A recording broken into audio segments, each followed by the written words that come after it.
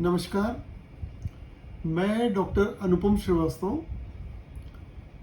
Cardio physician, Jabalpur.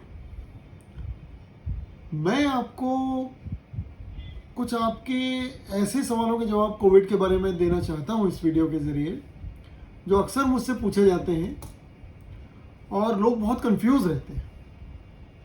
जिसमें से एक सवाल है कि मैं कोरोना का टेस्ट कब करवाऊं और कोरोना के टेस्ट क्या होते हैं, कौन से किए जाते हैं। ये वाकई बहुत ज्वलंत समस्या है कि लोगों को मैं देखता हूं कि 10-10 दिन तक फीवर आ रहा है, एक हफ्ते तक फीवर आ रहा, 5-5 दिन तक फीवर आ रहा है। उसके बाद भी वो सीजनल कह के उसे चलाते रहते हैं और तब तक कोविड बहुत आगे तक बढ़ जाती है, उनके अंदर लंग्स तक डैमेज होने लगते हैं और उस वक्त ज़्यादा कुछ उनकी जान बचाने के लिए नहीं किया जा सकता। तो कोरोना की जो बीमारी है, ये कोविड-19, इसका जो सबसे पहला डिसाइडिंग फैक्टर होता है वो होता है अर्ली डायग्नोसिस। ऐसा नहीं है कि आप किसी भी वक्त अस्पताल में जाके भर्ती हो जाएंगे और आपकी जान बचा ली जाएगी। दिस इज़ नॉट पॉसिबल और ऐसा सोचना भी गलत है। हमें डॉक्टर के पास उन्हें इलाज का वक्त दे के पहुँचना चाहिए, उन्हें इतना समय मिलना चाहिए कि वो आपकी जान बचा सके। तो इसके लिए सबसे ज़रूरी है अर्ली डायग्नोसिस। सबसे पहले आपको पता चले कि आप कोरोना के पेशेंट हो चुके हैं, कोविड आपको अपने चंगुल में ले चुका है। ये कैसे आप पता करेंगे? जब आप किसी कोविड पेशेंट के कांटेक्ट में आते हैं तब आपको कोरोना का टेस्ट कराना चाहिए। अगर आपको कोई सिम्टम आते हैं, फीवर, ब्रेथलेसनेस, एक्सेसिव थकान, ये भी एक सिम्टम समझ में आया है, बॉडी एक, हेडेक, इस तरह के सिम्टम लोगों को जब समझ में आए हैं और इस तरह के सिम्टम उन्हें होते हैं, तब उन्हें ज़रूर सोचना चाहिए क्या मैं कोरोना का टेस्ट कराऊं और ये जल्दी से जल्दी करा के उन्हें अपने आप को पता कर लेना चाहिए कि उन्हें कोविड है या नहीं। थर्ड होता है या तो आपकी फैमिली में या आस पड़ोस में किसी को कोरोना हुआ हो जो कि आपसे मिलता हो, जो आपसे मिला हो। ऐसा नहीं कि किसी को 4 घर छोड़ के हुआ है और उनसे आप मिले नहीं हैं तो भी आपको भाग के कराना पड़ेगा घबरा के, ऐसा नहीं है। प्रिकॉशनरी करा सकते हैं, लेकिन अगर किसी से मिले हैं और देर तक मिले तभी होना चाहिए। कांटेक्ट से आपका क्या मतलब? कांटेक्ट से मतलब ये है कि किसी का एक्सपोजर टाइम जो घटते घटते अब 3-4 मिनट तक पहुंच गया।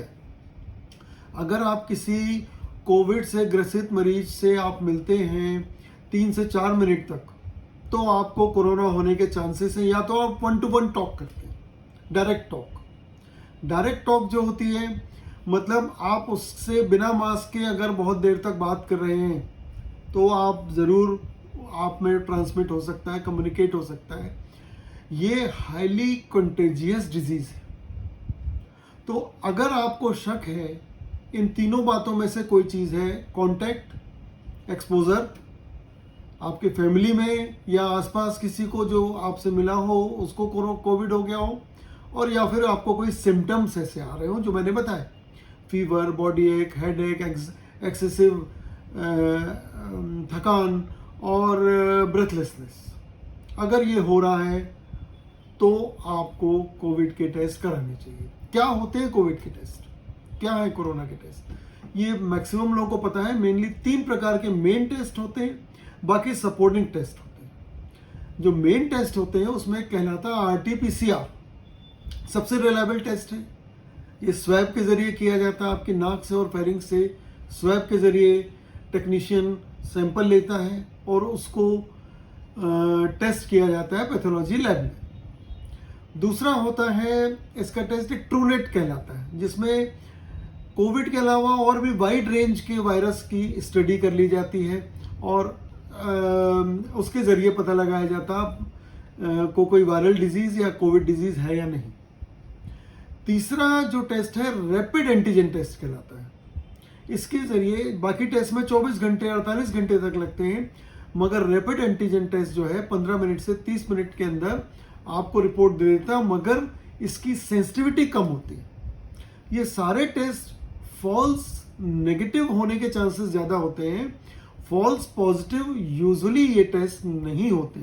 मतलब आपके अंदर अगर वायरस है तभी ये पॉजिटिव आएंगे, और अगर ये पॉजिटिव आ रहा है तो आपको सतर्क हो जाना चाहिए और आपको वायरस आपके अंदर है ये स्वीकार करके उसके इलाज की तरफ जाना चाहिए।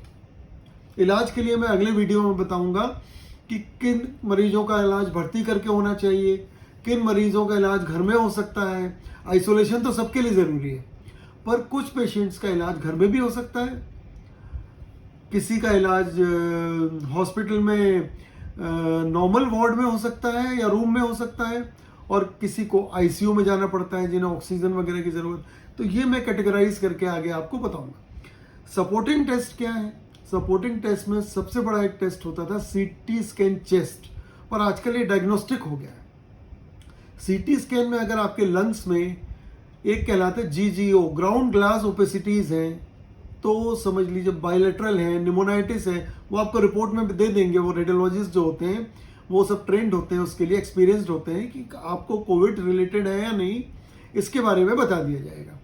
तो ये अगर आपका RT-PCR नेगेटिव है, रैपिड एंटीजन नेगेटिव है, या कोई और टेस्ट भी नेगेटिव है, और बायलेटरल निमोनिया कोविड रिलेटेड बताया गया है, तो आपको ज़्यादा पॉसिबिलिटी है कि आपको ये मानना होगा कि आपको कोविड हो चुका है। फिर कुछ टेस्ट होते हैं जो सपोर्टिंग ब्लड टेस्ट होते हैं, जैसे आपका CRP होता है जो कि बिलो 6 होना चाहिए, लेकिन कई बार लोगों का 60, 50, 100, 200 तक पहुंचता है। ये बहुत ज़्यादा होता है। इसको काफ़ी हद तक उसका डायग्नोस्टिक प्रोसेस अंदर कितनी बढ़ गई इसका माना जाता है। फिर इसका DLC डिफरेंशियल ल्यूकोसिटिक काउंट, इसमें लिम्फोपीनिया हो जाता है, लिम्फोसाइट्स कम हो जाते हैं। एक साइटोकाइन स्टॉर्म होता है, बॉडी को डैमेज करता है, जो बॉडी के इम्यून सिस्टम से गवर्न होता है, स्टार्ट होता है, ट्रिगर होता है, और वो आपकी बॉडी में इस सब चीज़ों को डैमेज करता जाता है। तो लिम्फोपीनिया इज रियली डेंजरस, वो आपको देखना पड़ेगा उसमें। फिर डी डाइमर, आपके ब्लड क्लॉट हो जाते हैं, जो फॉरेन में बीच में देखा होगा आपने, यूरोप में बहुत लोगों की डेथ हुई, अमेरिका में बहुत लोगों की डेथ हुई। उसका रीज़न क्या था? उसका रीज़न था ब्लड क्लॉट हो जाता है पल्मोनरी और हार्ट की आर्टरीज में, और वो आपको डैमेज कर देता है। ये उस टिश्यू को डैमेज करके जान ले लेता है। तो ये चीज़ फॉर्चुनेटली हमारे यहाँ ध्यान रखी जा रही है इंडिया में, और इसके लिए हम ब्लड पतला करने की दवाइयाँ, डी डाइमर अगर बढ़ा है तो साथ में बढ़ा कर देते हैं, नहीं तो प्रिकॉशनरी लो डोज में तो देते ही हैं। फिर एक स्टेरॉइड भी दिया जाता है इन्फ्लेमेशन रोकने के लिए।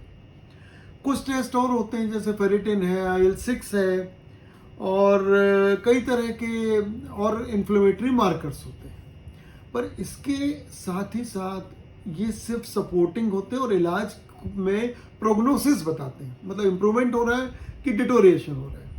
हम लोग CRP, CT स्कैन चेस्ट और एक दो और मेन टेस्ट देखकर इसको डिटेक्ट कर लेते हैं कि प्रोग्नोसिस हो रही है या नहीं हो रही है, लंग टिश्यू कितना इन्वॉल्व हो रही है। सभी को मेरी ये सलाह है कि बिल्कुल कोविड-19 को हल्के में ना लें।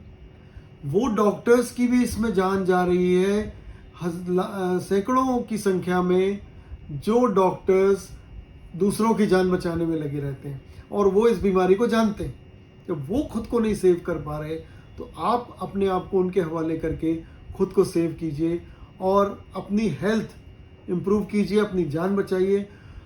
सारी सावधानियां रखते रहें तो कोरोना से आप बचे रहेंगे। और मास्क पहने, भीड़ भाड़ में ना जाएं, हाथ धोते रहें, सैनिटाइजर लगाते रहें। नमस्कार।